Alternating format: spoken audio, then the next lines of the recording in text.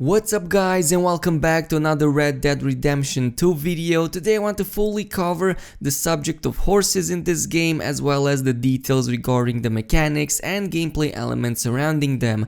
I'm talking about stats, breeds, customizations and everything else in between. This comes in light after all of the recent hands-on previews and info we've gotten, which is way beyond extensive, so I hope you're all ready for this. Leave a like on this video in the meantime if you enjoy these, and let's get started. So Rockstar Games have mentioned many times before that their aim this time around is for horses to be more than just another means of transportation for players. They have worked hard on making them our very own companions, and taking care of them will both be a whole sub-gameplay in itself, as well as carrying various strong benefits you'll want to have later on into the game. Unlike its predecessor, Red Dead Redemption 2 offers a wide range of features and gameplay mechanics surrounding just horses.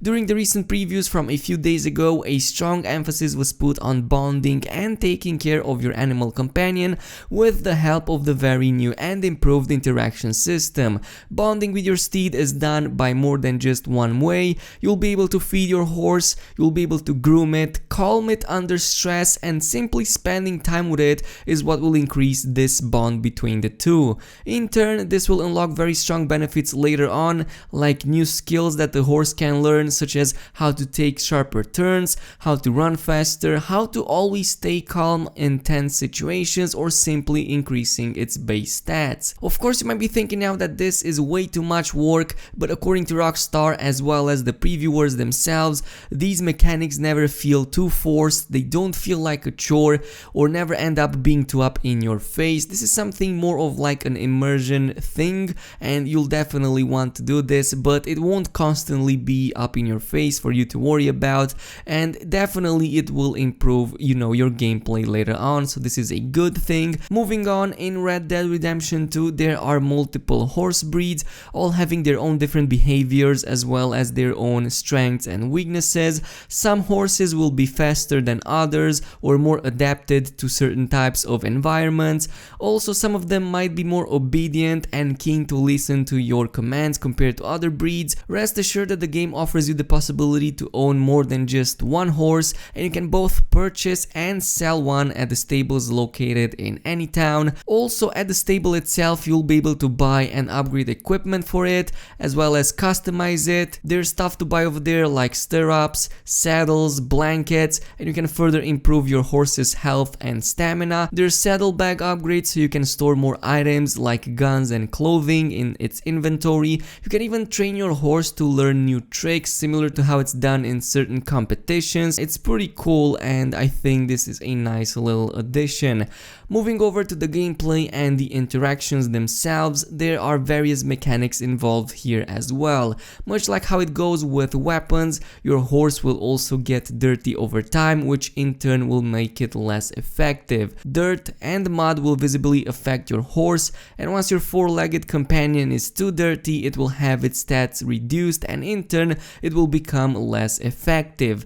That's why every now and then you'll probably want to spend a little bit of time just grooming it and cleaning the excess dirt off, which in turn will make it regain the lost stats and also will increase your bond even further. Interacting with it is easy enough, and much like everything else, it's done through the new interaction system. You simply walk close to it, hold L2 on your controller to focus on it, and then choose the appropriate contextual options, in this case being of course grooming. Other than that, you can also check its breed or its stats, you can catalog it and so on.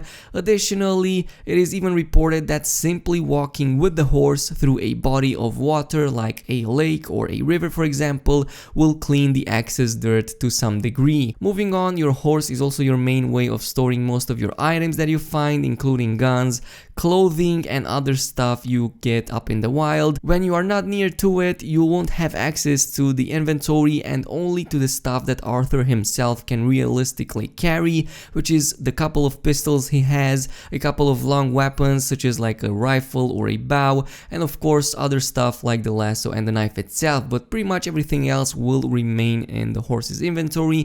And if you're close to it, you have full access to it, of course also when you ride it. So if if for example you're in the middle of a chase, you won't have to rely just on what you have on yourself, but also in the saddlebags themselves, as they are accessible from over there. So pretty cool stuff nonetheless.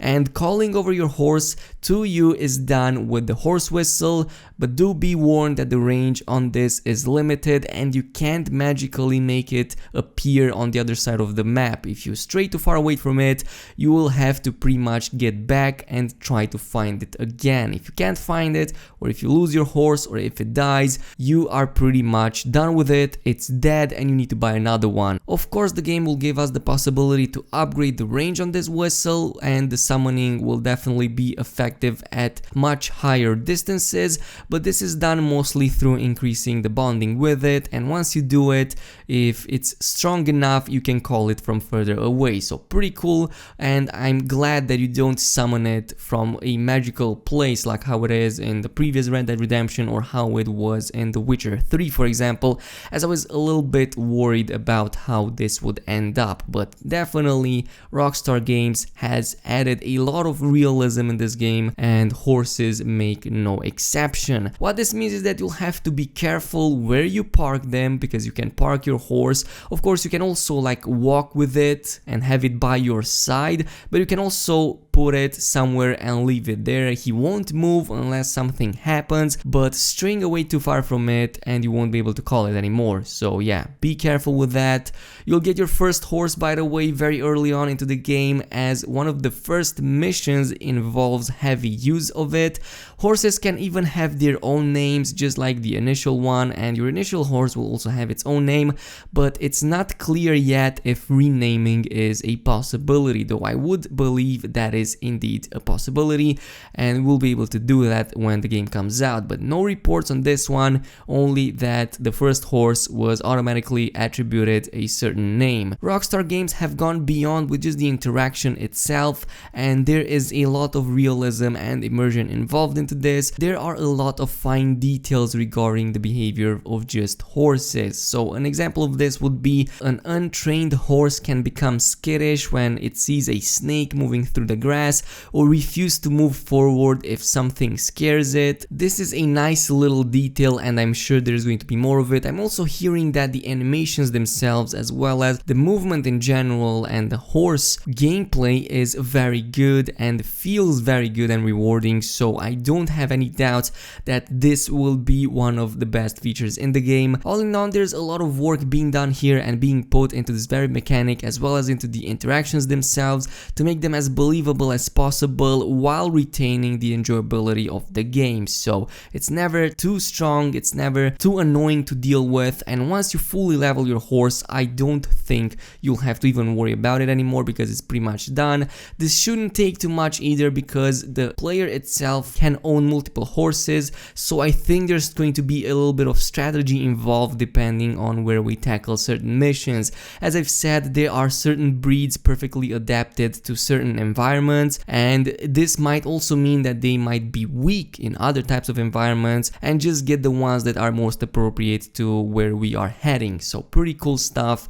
I really like this one, and it's pretty much what we have for today. This kind of sums up everything we know so far, and since it's a very useful companion, you'll have to pay close attention and take care of it as you can. So yeah, tell me your opinion on this one. Do you think this mechanic will end up being a chore, or do you think it's going to be enjoyable? Cast your opinions down below. I will definitely read all of them, as I try to read all of the comments all the time. But yeah, in the meantime, a like and a subscribe would be super appreciated, and also activate the notification button to get these videos early, and I will see you guys in the next one. So peace out.